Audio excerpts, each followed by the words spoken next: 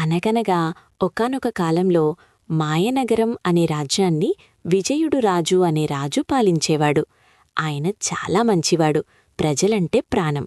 కాని ఆయనకొక పెద్ద వింత అలవాటుంది. అదే మతిమరుపు.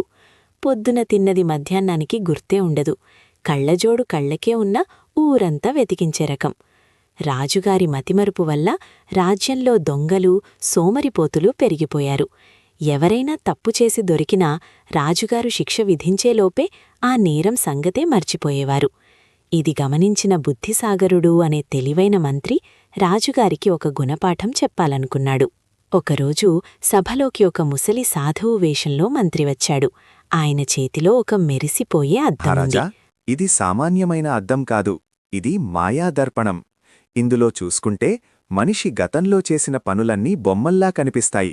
కానీ ఒక నిబంధన: ఎవరైతే అబద్ధం ఆడతారో వారికి ఇందులో భయంకరమైన భూతం కనిపిస్తుంది. భేష్! ఇకపై ఎవరైనా తప్పుచేసి అబద్ధం చెబితే ఈ అద్దం ద్వారా పట్టుకోవచ్చు అని చెప్పాడు. మరుసటి రోజు సభలో ఒక వింత కేసొచ్చింది. ఒక ధనికుడు, ఒక పేదవాడు గొడవ పడుతూ వచ్చారు. మహారాజా, వీడు నా గుర్రాన్ని దొంగిలించాడు. లేదు మహారాజా, అది నా గుర్రం. పుట్టినప్పట్నుండి నా దగ్గరే ఉంది అన్నాడు పేదవాడు. రాజుగారికి ఎప్పటిలాగే అయోమయం వేసింది. వెంటనే మాయాదర్పణాన్ని తెప్పించాడు.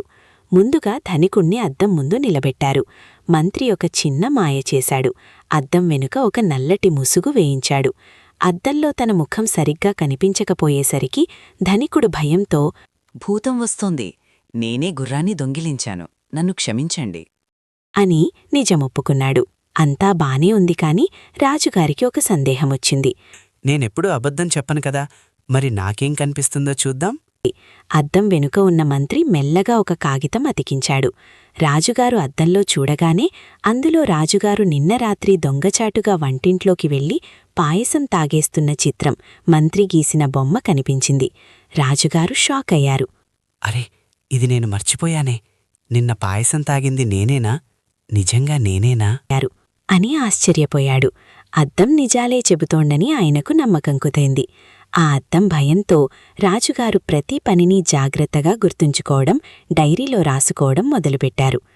కొన్నాళ్ల తర్వాత రాజుగారి మతిమరుపు తగ్గి రాజ్యం సుభిక్షంగా మారింది. అప్పుడు మంత్రి అసలు విషయం చెప్పాడు. మహారాజా, అది మాయా అద్దం కాదు, కేవలం మన భయమే మనకు అద్దంలో కనిపిస్తుంది. మీరు మర్చిపోతున్నారన్న భయంతోనే మీరు జాగ్రత్తపడ్డారు. రాజుగారు మంత్రి తెలివికి మురిసిపోయి పెద్ద బహుమతి ఇచ్చారు. అప్పటినుండి విజయనగరంలో అన్యాయం అన్న మాటే వినిపించలేదు. నీతి: భయం మనిషిని జాగ్రత్తగా ఉండేలా చేస్తుంది, కాని తెలివితేటలు మనిషిని సరైన మార్గంలో నడిపిస్తాయి. ఈ చందమామ కథ నీకు నచ్చిందా?